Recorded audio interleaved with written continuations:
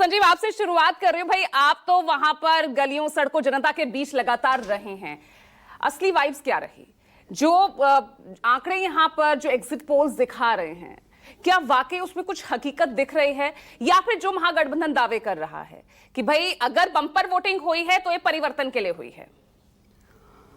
देखिए, single most important factor इस चुनाव के हैं नीतीश कुमार। और नीतीश कुमार अपने उस, जिसको आजकल जेनजी की भाषा होती है ना, स्वैग, तो ये जो इलेक्टोरल स्वैग उनका है वो कंटिन्यू कर रहा है। Point number 1।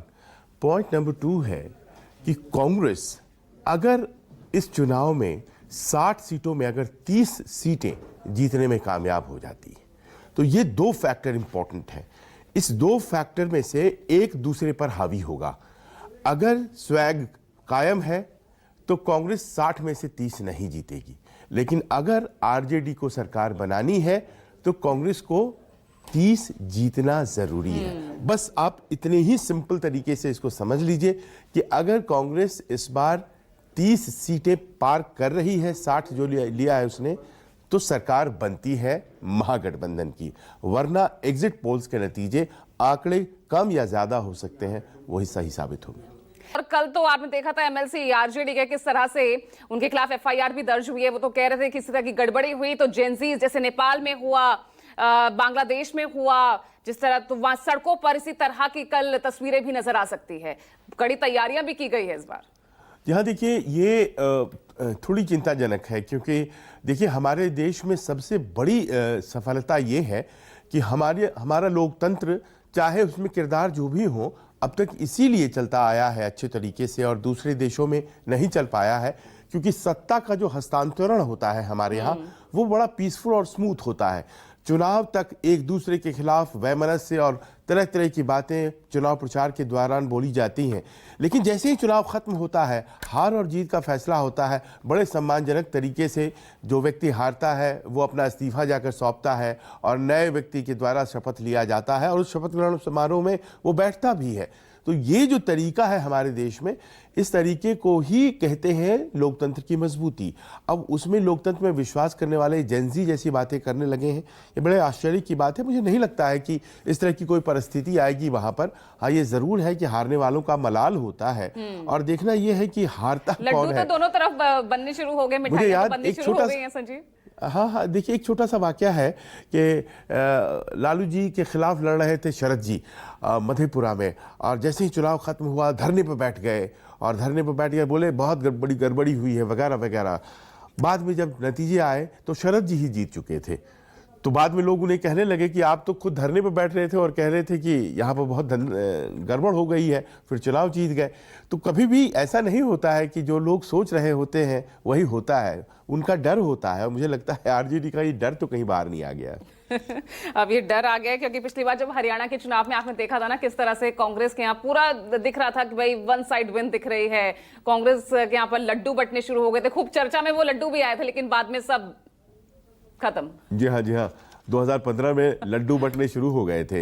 याद है आपको, जब आरजेडी और जेडीयू एक साथ थे और भारतीय जनता पार्टी उनके खिलाफ लड़ रही थी, शुरुआती 2 घंटे कुछ ऐसे निकले कि बीजेपी ऑफिस में खूब लड्डू बंटे। हाँ। और कुछ पत्रकारों को लड्डू के डब्बे थमा दिए गए कि जाइए, बस लेकर जाइए, हम जीत गए। और उसके बाद सारे लड्डू वापस अंदर, और जो नतीजे आने लगे तो आरजेडी और जेडीयू की जबरदस्त जीत हो गई थी। तो लड्डू अब उसके बाद से थोड़े बचा करके बांटे जाते हैं, देख लिया जाता है रुझान। अच्छा, बीजेपी की स्थिति भी इस बार देखने में काफी दिलचस्पी, सबकी नजर उस पर भी होगी। संजीव, क्या लगता है आपको? क्योंकि पिछली बार सेकंड लार्जेस्ट पार्टी वो थी, और इस बार जिस तरह से जो यहाँ आंकड़े आए हैं एग्जिट पोल्स के, नीतीश को वो उनका स्ट्राइक रेट बेहतर रहेगा, इस तरह के दावे वो करते नजर आ रहे हैं। देखिए, भारतीय जनता पार्टी और नीतीश कुमार एक दूसरे के पूरक हैं, और नीतीश कुमार बेहतर करेंगे तो भारतीय जनता पार्टी भी बेहतर करेगी। ये शको सुबह बहुत ज़्यादा दमदार नहीं लगता है कि नीतीश तो अच्छा करेंगे, भारतीय जनता पार्टी बुरा करेगी। और ये अगर ऐसा होने जा रहा है तो इस बात को भी मान करके चलिए कि जो तीसरी सबसे बड़ी पार्टी है, जो ट्रायंगल है, हाँ, उसमें आरजेडी भी बहुत बढ़िया करेगी। ये तीनों दल अच्छा करेंगे। दिक्कत कहाँ पर है? नतीजे कौन तय कर रहा है? नतीजे तय कर रहा है जो सहयोगी दल है।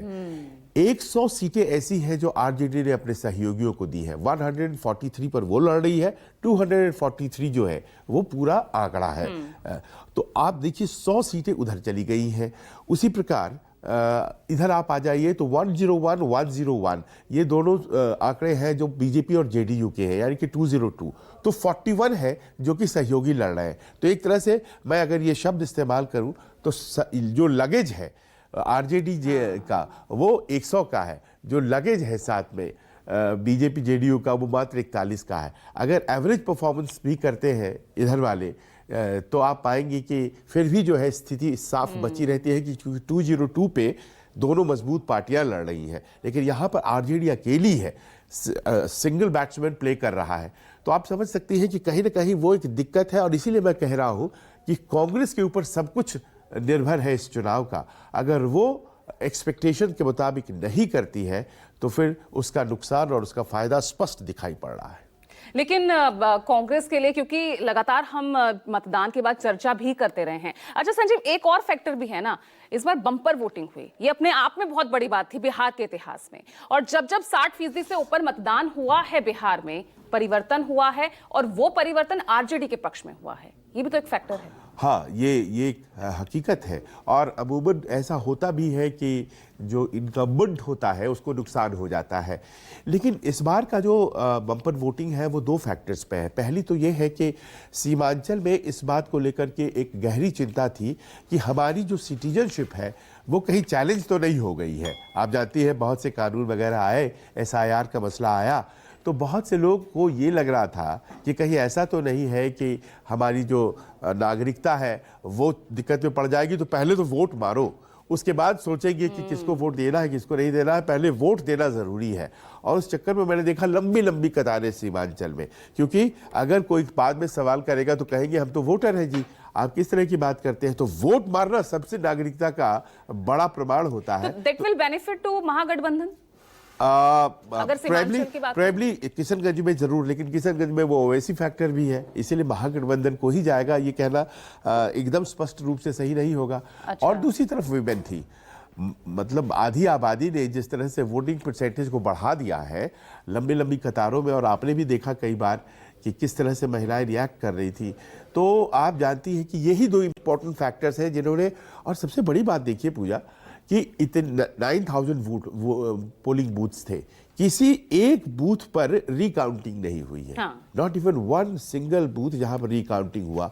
और आप ये समझिए कि उसके बाद अगर कोई दल ये कहता है कि जेनजी हो जाएगा, नेपाल हो जाएगा, अजीब स्थिति नहीं लगती है दोनों को। चलिए, चर्चा बहुत दिलचस्प है और आगे भी जारी रखेंगे। और मेरे साथ तमाम सहयोगी और भी जुड़ गए हैं, आगे परिचय कराऊंगी। फिलहाल रुकेंगे छोटे से ब्रेक के लिए।